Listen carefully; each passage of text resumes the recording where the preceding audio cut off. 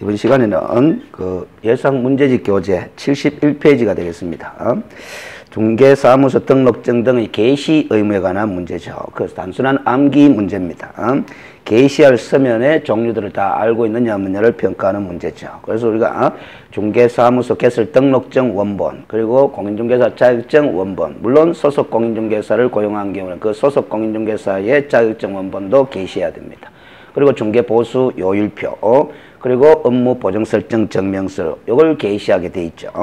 게시할 사항으로 틀린 것은 했는데 답이 바로 보이네요. 1번의 사업자 등록증 원본이 됩니다. 그래서 해설 부분에 보면은 참고로 거래 정보망 가입 확인서라든가 실무교육 이수증 원본이라든가 이런 것들은 게시 서면이 아니다라는 점도 참고해 두시면 좋겠습니다. 그 다음 72페이지에 보면은 공인중개사 법령상 매수인증 대리인 등록을 한 개업 공인중개사, 요게 출제의 의도입니다.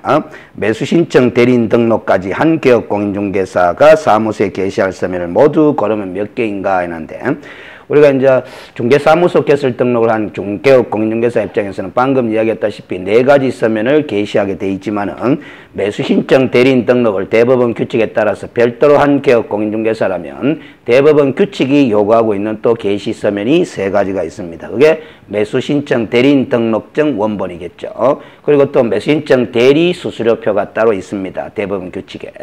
그거하고 또 매수신청 대리행위에 따른 손해배상 책임을 보장하기 위한 조치, 즉 보정설정 증명서류가 따로 또 있죠. 그 3개까지 추가로 게시를 해야 되는 겁니다. 그래서 모두 고르면 몇 개인가 했는데 결국 첫 번째 중개사무소 등록증 게시해야 될 거고, 중개보수 요율 및 한도액표 게시해야 될 것이고, 매수인증 대리 실무교육 이수증 요거는 게시하지 않습니다. 그 다음에 중개행위에 따른 손해배상 책임 보정 설정 증명서류 게시죠. 그리고 자격증 원본 게시고, 매수인증 대리인 등록증 원본 게시고, 자, 매수인증 대리행위에 따른 손해배상 책임을 보장하는 보정 설정 증명서류도 게시해야 되는 거죠. 그래서 총 6가지가 되겠습니다. 해설을 통해서 꼭 기억을 해 두셔야 되겠습니다. 그래서 이 표현을 다시 한번 점검하고 갈 거는, 우리가 손해배상 책임을 보장하는 보정설정 증명서류 했을 때 중개행위에 따른 손해배상 책임을 보장하는 보정설정이 있고, 매수신청 대리행위에 따른 손해배상 책임을 보장하기 위한 보정설정 별도로 있는 거죠. 자, 그 다음 73페이지에 중개사무소의 명칭과 관련된 우리 규정들입니다. 그래서 이것도 단순한 암기사항입니다. 법조문에 입각해서 표현을 정확하게 기억을 해두시면은 문제 푸는데 별 어려움이 없는, 그 난이도 별로 어렵지 않은 그런 주제가 되겠습니다. 자, 사무소 명칭에 관한 설명을 옳은 것을 했는데, 1. 개업 공인중개사는 그 사무소 명칭으로 공인중개법률사무소라는 명칭을 사용할 수 있다 했는데 틀려버렸죠. 공인중개사 사무소라는 문자를 꼭 적어야 됩니다. 그래서 법률 그 자리에 사자가 들어가야 되는 거죠. 자, 이번에 토지의 매매 등을 알선하는 무자격 개업 공인중개사는 그 사무소의 부동산 중개와 유사한 명칭을 사용할 수 있다 해놨습니다. 그래서 우리가 이 무자격 개업 공인중개사 이렇게 돼 있죠. 무자격 개업 공인중개사. 그 무자격 개업 공인중개사 가게 되면 부칙 제6조 2항에 따른 개업 공인중개사가 떨어집니다. 그래서 부칙 제6조 2항에 따른 개업 공인중개사도 그 사무소 명칭에는 공인중개사 사무소 또는 부동산 중개라는 문자를 사용해야 되죠. 그래서 유사 명칭을 사용할 수는 없습니다. 그래서 2번도 틀린 답항이고, 3번에 개업 공인중개사가 설치한 5개 광고물의 성명을 거짓으로 표기한 경우에는 위반이죠. 100만 원 이하의 과태료 부과 사유가 되겠습니다. 법인인 개업 공인중개사가 분사무소에 5개 광고물을 설치하는 경우에는 성명을 표기해야 되는데, 대표자의 성명을 표기하는 것이 아니라 분사무소 설치 신고 필증에 기재된 책임자의 성명을 표기한다는 점 주의하셔야 되겠습니다. 이미 기출된 부분입니다. 5번에 등록관청이 위법하게 설치된 사무소 간판에 철거를 명하였음에도 이를 철거하지 않는 경우 그 철거 절차는 민사집행법에 따르는 것이 아니라 행정대집행법에 따라 대집행을 하게 된다라는 거죠. 자, 그 다음 52번 문제입니다. 명칭과 관련한 설명으로 틀린 것은 공인중개사인 개업 공인중개사는 사무소 명칭에 공인중개사 사무소 또는 부동산 중개라는 문자를 사용해야 한다. O 답항이죠. 그래서 우리가 공인중개사인 개업 공인중개사라고 해가지고 반드시 공인중개사 사무소라는 명칭을 사용해야 되는 것은 아닙니다. 부동산 중개라는 문자를 사용해도 된다라는 거죠. 반면에 부칙 제6조 2항에 따른 개업 공인중개사는 공인중개사 사무소라는 문자를 사용하지 못하도록 부칙에서 제한하는 규정을 두고 있기 때문에 사무소 명칭에는 부동산 중개라는 문자밖에 사용을 못하게 되겠죠.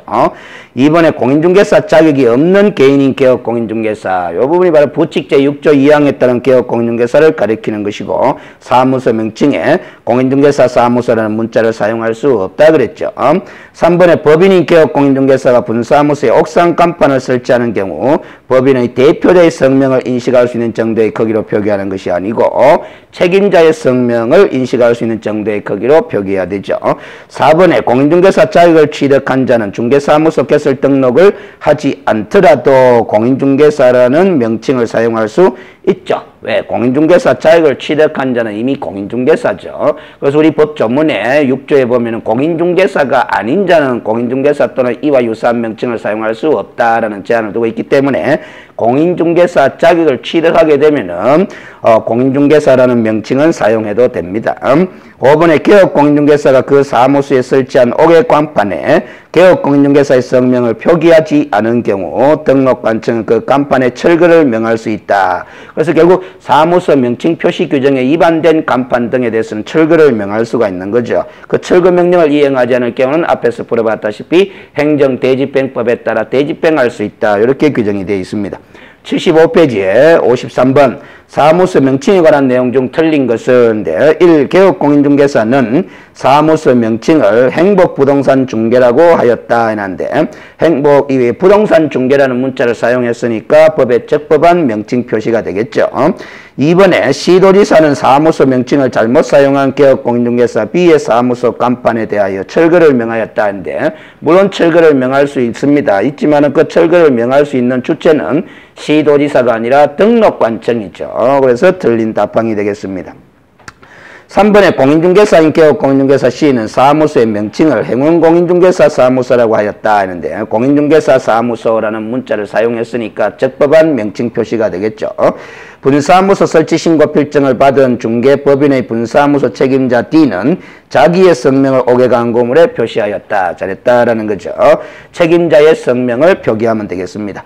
개업 공인중개사가 아닌 E는 부동산 중개와 유사한 사무소 명칭을 사용하면 100만 원 이하의 100만 원의 벌금형에 처해졌다 해놨는데 우리가 개업 공인중개사 아닌 자는 공인중개사 사무소 또는 부동산 중개 이와 유사한 명칭을 사용할 수 없죠. 그래서 이 규정을 위반한 사람은 1년 이하의 징역 또는 1천만 원 이하의 벌금형 사유가 되겠습니다. 그래서 법원의 선고형이 100만 원의 벌금형이 등고될 수 있는 거죠. 그래서 O 답항이 되겠습니다.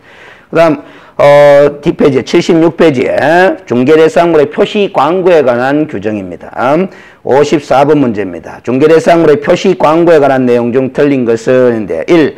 허위 과장 광고 금지 의무를 직접 규정하지 않고 광고 실명제를 도입한 것으로 볼 수 있다. 우리 공인중개사 법령의 중개대상물의 표시 광고를 행할 때 대통령령이 정하는 일정한 사항을 명시하도록 규정을 둔 취지가 바로 허위 과장 광고 금지 의무를 직접 규정하기보다는 광고의 실명제를 도입함으로써 간접적으로 그 허위 과장 광고 금지를 달성하고자 하는 그런 측면이 있다고 볼 수 있는 겁니다. 입법 취지를 1번 지문에 소개한 거죠. 2번에 개업 공인중개사가 중개대상물에 대하여 표시 광고를 하면서 대통령령으로 정하는 사항을 명시해야 되는데 명시하지 않으면은 100만 원 이하의 과태료 부과 대상이 되겠습니다. 그래서 틀린 답항이 되죠. 개업 공인중개사가 중개대상물에 대하여 표시 광고를 하려면 중개사무소의 소재지를 명시한다. 이 소재지가 바로 대통령령이 정하는 명시할 사항 중에 하나가 되는 거죠. 4번에 개업 공인중개사가 아닌 자는 중개대상물에 대한 표시 광고를 하여서는 아니 됩니다. 만약에 하게 되면 또 위반이 되고 이 경우는 1년 이하 징역 또는 1천만 원 이하의 벌금형에 처할 수 있는 사유죠. 그래서 2번 지문은 개업 공인중개사가 표시 광고에 관한 규정을 위반한 사례고, 그래서 100만 원 이하의 과태료부과 대상이 되고, 4번은 개업 공인중개사 아닌 자가 표시 광고를 한 거는 형사처벌 대상으로 되어 있습니다. 5번에 법인인 개업 공인중개사가 중개대상물에 대한 표시 광고를 하려면 대표자의 성명을 명시하여야 하죠. 그래서 우리가 대통령령이 정하는 사항으로 명시할 사항 중에는 중개사무소의 소재지, 연락처, 그리고 뭐 대표자의 성명, 그 개업 공인중개사의 성명을 표기해야 됩니다. 그 다음 55번에 개업 공인중개사가 의뢰받은 중개대상물에 대해 표시 광고를 하면서 명시하여야 할 사항이 아닌 것은 이게 바로 대통령령이 정하는 명시사항을 외워가 있느냐 없느냐를 평가하는 문제가 되겠습니다. 그래서 이 문제를 통해서 명시할 사항을 외워두셔야 되겠습니다. 사무소의 명칭, 그리고 사무소의 소재지, 그리고 사무소의 연락처, 그리고 개업 공인중개사의 성명. 이 성명은 법인인 개업 공인중개사의 경우는 당연히 대표자의 성명입니다.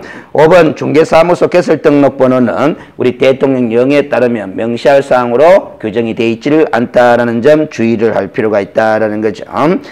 77페이지에 등록증 대여 등의 금지에 관한 주제입니다. 항상 등록증 대여 금지에 관한 주제는 자격증 대여 금지에 관한 것과 같이 따라다니면서 문제가 구성이 잘 됩니다. 자, 개설 등록증의 대여에 관한 설명은 틀린 것은 1. 중개사무소 개설 등록증은 휴업기간 중에도 대여할 수 없다. 휴업기간 중, 업무 정지기간 중에도 대여할 수 없다. 이건 어떻게 정리를 하시면 되느냐 하면은 등록증이나 자격증의 양도 대여는 어떤 경우에도 허용되는 경우가 없다라는 거죠. 예외적으로 허용할 수 있는 경우가 없다라는 거 인식하시면 되겠습니다.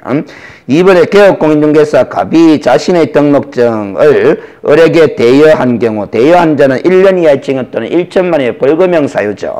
답항이고 3번에 시도지사 또는 국토교통부 장관은 등록증을 대여한 자의 등록을 취소하여야 한다 하는데 등록 취소 처분의 고유 권한을 가진 행정기관은 등록관청이죠. 그래서 틀린 답항이 되고 4번에 누구든지 다른 사람의 성명 또는 상으로 사용하여 중개 업무를 하여서는 아니 되죠. 그래서 이 4번 지문은 이런 측면으로 인식을 하셔야 됩니다. 양도 대여하는 행위도 금지지만 그 상대방도 위반이다라는 거죠. 타인의 등록증을 양수 대여받아 중개 업무를 수행하는 것도 뭐다? 위반이다라는 겁니다. 5번에 등록증을 양도 대여한 자와 양수 또는 대여받아 이를 사용한 자 둘 다 형사처벌 대상이죠. 1년 이하의 징역 또는 1천만 원의 벌금의 형벌의 기준은 동일하게 규정이 되어 있습니다. 그래서 답항이고 57번 문제로 갑니다. 등록증 대여 등의 금지에 관한 설명으로 틀린 것은 1. 다른 사람이 그 등록증을 이용하여 중개 업무를 행하는 것을 알면서도 그에게 등록증 자체를 빌려주는 행위를 우리는 증의 대여다 이렇게 볼 수 있는 거죠. 그러나 현실적으로는 증을 빌려준다고는 하지만은 점유의 이전이 일어나지는 않습니다. 우리 대부분 판례에 따르면은 등록하지 않은 자가 실질적으로 중개 업무를 다 수행하고 형식적으로 등록한 자가 중개 업무를 수행한 것처럼 외관만 갖춰놓는 그런 행위를 갖다가 증의 대여다 이렇게 보고 있는 거죠. 그래서 현실적으로 증이라는 이 물건에 점유 이전이 일어나지는 않는다라는 겁니다. 그러나 우리가 증을 대여한다 하면 국어 사전적 의미로 보면 증 자체를 빌려주는 행위를 증을 대여한다 이렇게 해석이 되는 거죠. 이번에 중개사무소 등록증을 양도 또는 대여한 자와 양수 대여받아 이를 사용한 자를 신고 또는 고발한 경우에는 우리 공인중개사 법령상 포상금 지급 대상이 될 수 있는 불법 사례가 됩니다. 그래서 포상금 지급 사유가 되는 불법은 무등록 중개업 그리고 거짓거밖에 부정한 방법으로 등록한 자 그리고 등록증이나 자격증을 양도 대여하거나 양수 대여받아 이를 사용한 자 이런 불법 사례를 신고 고발한 경우에만 포상금 지급 대상이 되겠죠. 3번에 무등록자가 중개사무소의 경영에 관여하거나 자금을 투자하고 그로 인한 이익을 분배받을 뿐 중개 업무를 직접 수행하지 않는 경우라면은 이런 행위만 두고는 증을 대여했다라고 볼 수는 없는 것이죠. 4번에 다른 사람의 등록증을 양수 또는 대여받아 이를 사용한 자는 무등록 중개업에 해당하므로 하는데 자 다른 사람의 등록증을 양수 대여받아 사용한 자라고 되어 있습니다. 법 규정에 이 사용의 의미를 이렇게 받아들여야 됩니다. 우리 공인중개사법이 사용한 자를 1년 이하의 징역 또는 1천만 원 이하의 벌금형 사유로 규정을 해두고 있는 걸로 보면은 이 사용의 의미는 업에 이르지 않을 정도로 사용한 것이 되는 겁니다. 그래서 이 타인의 등록증을 양수 또는 대여받아 사용했다라는 표현이 나오면 이걸 중개업을 했다라고 볼 수는 없어요. 무등록 중개업은 아닙니다. 따라서 3년 이하의 징역 또는 3천만 원의 벌금형에 해당한다 하면 틀린 답항이 되는 거죠. 근데 이 표현을 이렇게 바꾸면은 이 또 3년짜리 무등록 중개업과 동일한 형사처벌의 대상이 될 수 있는 거죠. 타인의 등록증을 양수 대여받아 사용한 자라고 표기하지 않고 중개업을 영위한 자는 이렇게 표기를 하게 되면은 결국 무등록 중개업에 해당된다고 볼 수 있어서 3년 이하의 징역 또는 3천만 원 이하의 벌금형 사유가 될 수 있는 겁니다. 근데 이 질문은 사용한 자였기 때문에 틀린 답항이 되는 거죠.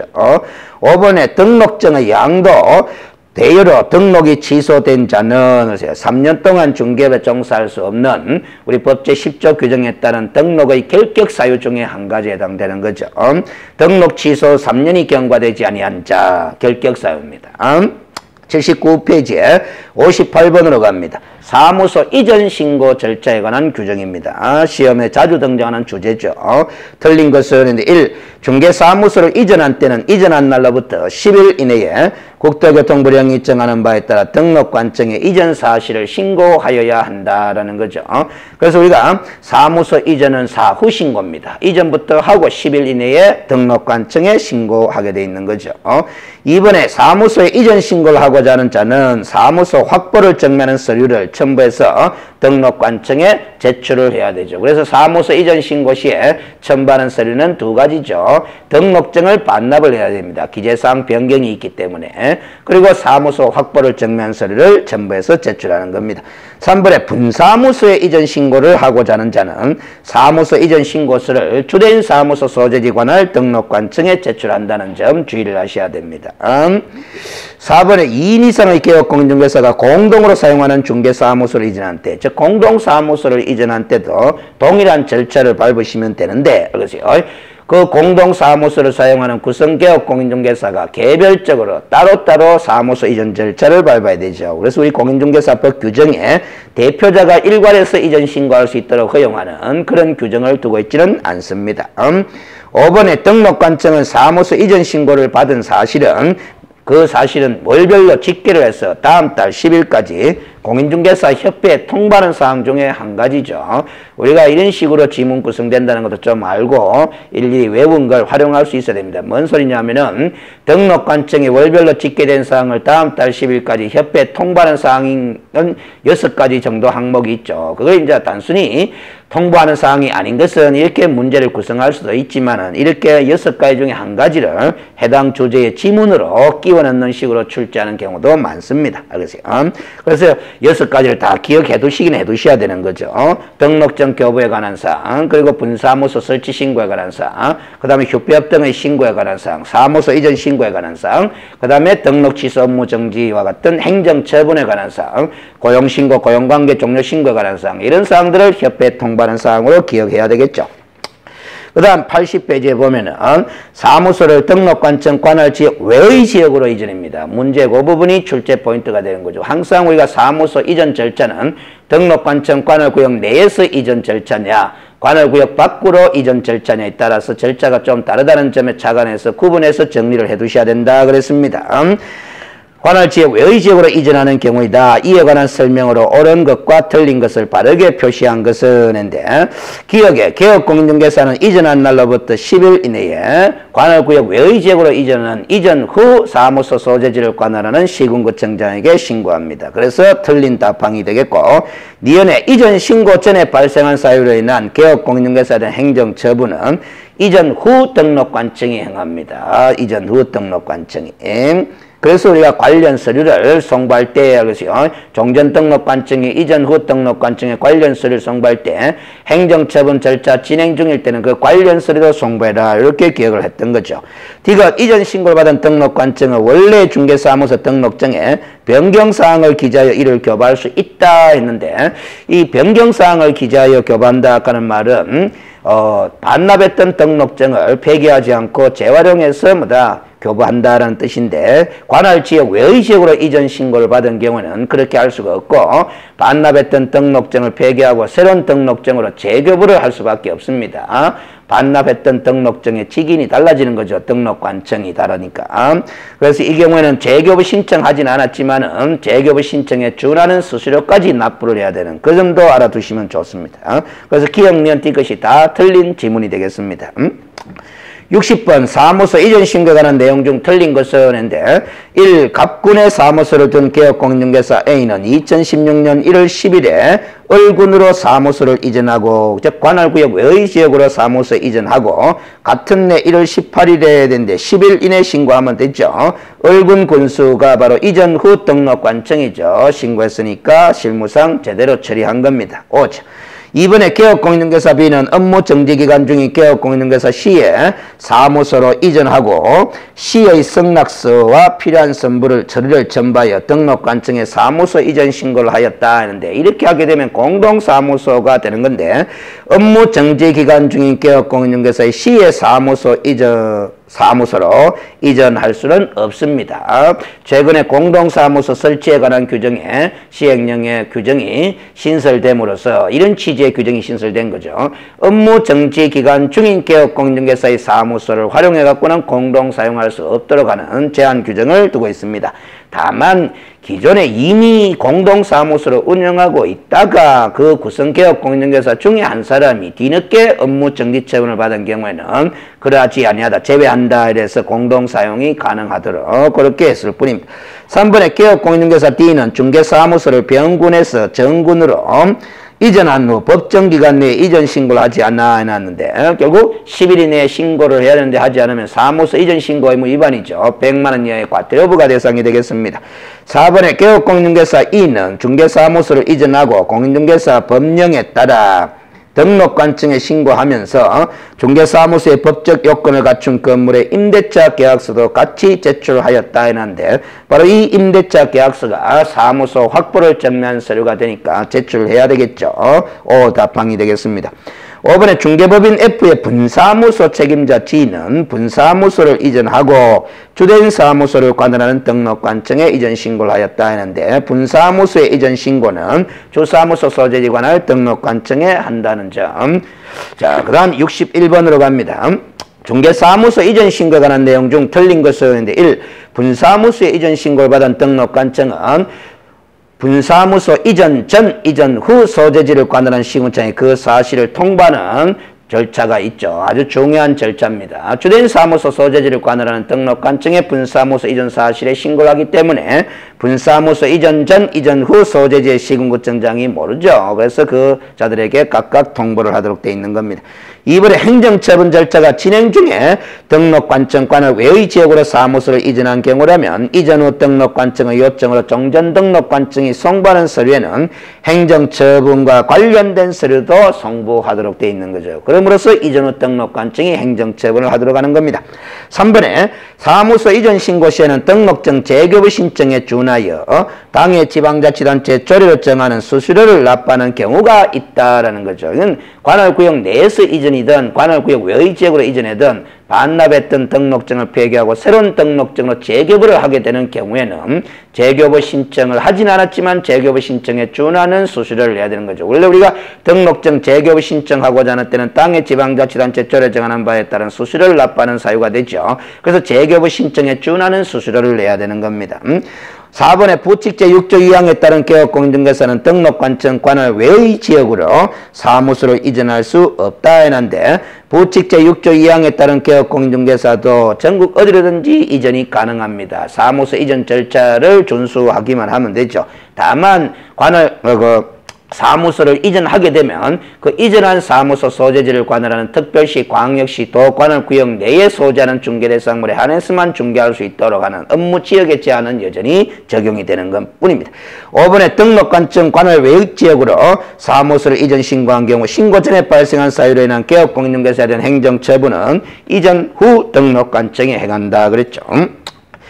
자, 그래서 우리 문제풀이를 하면서 다시 한번 말씀드리지만은 이 예상 문제집이지만은 기출된 지문들이 계속 뭐다 반복해서 사용이 되고 있죠. 이름으로써 우리가 기억을 자꾸 하게끔 하는 그런 효과도 있는 겁니다. 앞에서 풀어봤는 지문이 또다시 등장한다고 해서 그래서 나쁘게 생각할 필요는 없습니다. 계속 반복해서 익숙해지도록 하는 효과가 있는 거죠. 83페이지에 보면 62번에 사무소 이전에 관한 내용 중 틀린 것은 1. 중개법인이 분사무소를 이전하더라도 주세무소 소재지를 관할하는 등록관청은 변하지 않는다. 그렇죠.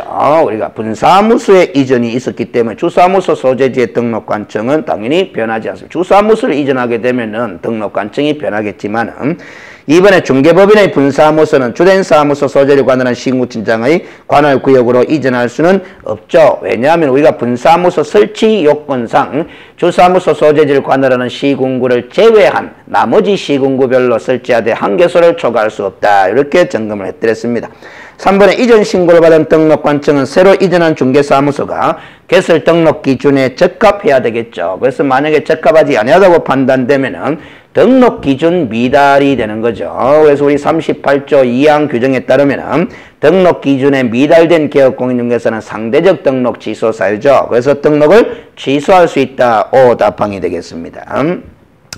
4번에 업무 정지 기간 중에 있는 개업공인중개사는 그 정지 기간이 경과되기 전에는 중개사무소를 이전할 수 없다 해놨는데 틀려버렸습니다. 휴업 기간 중이든 업무 정지 기간 중에 있는 개업공인중개사라도 그 기간 중에도 사무소 이전은 얼마든지 가능한 거죠. 이전 절차에 따라서. 다만 이전 후에도 여전히 업무 정지 기간 중이다라는 점일 뿐입니다. 5번에 등록관청은 사무소 이전 신고를 받은 때에는 매월 그 사실을 다음 달 10일까지 협회에 통보하는 사항 중에 또 하나죠. 사무소 이전 신고에 관한 사항은 자, 그 다음 63번으로 갑니다. 그래서 휴폐업에 관한 주제입니다. 이 휴폐업에 관한 주제는 항상 뭐다 이 네 가지를 먼저 외워두고 정리를 하셔야 되는 거죠. 휴폐업에 관해서는 3월을 초과하는 휴업, 3월을 초과하는 휴업. 물론 이 3월을 초과하는 휴업에는 이것도 포함이 된다라고 돼 있죠. 등록 후 업무를 개시하지 않는 경우도 포함해서 판단해라라는 거죠. 등록 후 업무를 개시하지 않는 기간이 3월을 초과하게 되면 그것도 휴업일이 되니까 미리 휴업 신고를 하는 겁니다. 폐업 그리고 휴업 환중개업의 재개입니다. 재개. 그리고 휴업기간의 변경이죠. 휴업기간의 변경. 이 네 단어를 꼭 기억하셔야 됩니다. 이 네 가지 행위를 하고자 할 때는 미리 신고하는 사항이다라는 거죠. 그런데 1, 2번의 신고는 등록증을 첨부해서 신고하게 되어 있습니다. 그래서 전자문서한 신고는 못하게 되겠고 3, 4번의 신고는 등록증 첨부를 하지 않으니까 전자문서한 신고도 가능하다. 그리고 이 네 가지 신고는 시행규칙상 동일한 서식을 민원 서식을 활용해서 신고 업무를 처리하게 되어 있습니다. 그래서 그 신고서 양식에 보면 이렇게 네 가지 용어들이 제목으로 나오는 거죠. 그래서 체크 표시해서 활용하도록 되어 있는 겁니다. 자, 그리고 휴업을 할 때는 6개월을 초과할 수 없다라는 제한이 있죠. 다만 부득이한 사유가 있는 경우는 6개월을 초과할 수도 있고 그렇게 되어 있습니다. 그리고 휴업한 중개업의 재개 신고를 받게 되면 재개 신고를 받은 등록관청은 반납받은 등록증을 즉시 반환하도록 되어 있는 거죠. 이런 식으로 정리를 좀 해두시면 충분하다라는 겁니다. 자, 63번에 휴업 또는 폐업에 관한 설명을 옳은 것은 1. 개업공인중개사가 휴업한 중개업을 재개하고자 하는 때는 휴업한 중개업의 재개 후 10일 이내에 신고하는 것이 아니고 미리 신고입니다. 이번에 개업공인중개사는 휴업을 하는 때는 휴업기간에 관계없이 등록관청이 그 사실을 신고해야 된다. 기간에 관계 있죠. 3월 이하의 휴업은 신고하지 않습니다. 3번에 개업공인중개사가 휴업을 하는 경우 질병으로 인한 요양 등 대통령이 정하는 부득이한 사유가 있는 경우를 제외하고는 6월을 초과할 수 없다. 이렇게 해야 되죠. 4번에 개업공인중개사는 휴업기간 중에 있는 개업공인중개사의 중개사무소를 공동으로 사용할 수 있죠. 그래서 업무 정지기간 중에 있는 개업공인중개사의 사무소를 공동으로 사용할 수는 없지만은 휴업기간 중에 있는 개업공인중개사의 사무소를 공동으로 사용할 수는 있습니다. 그래서 휴업과 업무 정지기간을 엄격히 구별해서 판단하셔야 됩니다. 5번의 등록관청은 재등록개업 공인중개사에 대하여 폐업기간과 폐업사유 등을 고려하여 폐업신고 전의 위반 행위에 대하여 업무 정지를 명하지 않을 수도 있다라는 겁니다. 그래서 우리가 재등록개업 공인중개사에게는 폐업신고 전의 위반 행위를 사유로 행정처분을 행할 수 있는데 그 행정처분을 행하고자 할 때는 항상 폐업기간과 폐업사유 등을 고려하도록 되어 있습니다. 그래서 폐업기간과 폐업사유 등을 고려하면은 결국 행정처분을 행하지 않을 수도 있다라는 허용 규정으로 봐야 되는 거죠. 자, 그 다음 85페이지에 64번 문제입니다. 휴업 등에 관한 설명을 옳은 것을 쓰는데 1. 개업공인중개사가 중개사무소 개설 등록 후 3월을 초과하여 업무를 개시하지 않는 경우 그 경우도 휴업이기도 하고 미리 휴업 신고를 해야 되죠. 5입니다. 2번에 개업공인중개사가 사망한 때는 세대를 같이 하고 있는 자가 등록관청에 폐업신고를 해야 된다는 규정은 삭제되고 없습니다. 지금은 사망은 폐업신고 사유가 아니다라는 점 주의하셔야 됩니다. 해산도 폐업신고 사유가 아니다라는 점 주의하셔야 됩니다. 다만 절대적 등록 취소 사유가 되어 있는 거죠. 3번에 부동산 중개업의 재개신고나 휴업기간의 변경신고는 재개신고나 변경신고는 전자문서행 신고도 할 수 있다라는 거죠. 그러니까 틀렸죠. 4번에 개업공인중개사가 3월을 초과하는 휴업을 하면서 신고를 하지 않으면 100만 원 이하의 과태료 부과 사유입니다. 이 각종 신고 의무를 위반하면 100만 원 이하의 과태료 부과 사유죠. 부득이한 사유로 휴업기간을 연장하고자 하는 자는 휴업기간이 만료되기 5일 전까지 등록관청에 통보하여야 하며 연장기간은 1회에 3월을 초과할 수 없다라는데 전혀 근거 없는 규정이죠. 과거 법 개정 시에 삭제된 내용입니다. 그래서 현재는 휴업기간을 연장하고자 하는 취지라면 다 변경신고 절차를 밟으면 되고 그 변경신고에 횟수 제한을 하지 않기 때문에 변경 절차만 밟는다면 1년이고 2년이고 계속해서 휴업할 수도 있다라는 해석이 됩니다. 자, 그래서 65번은 잠시 쉬었다가 진행하도록 하겠습니다.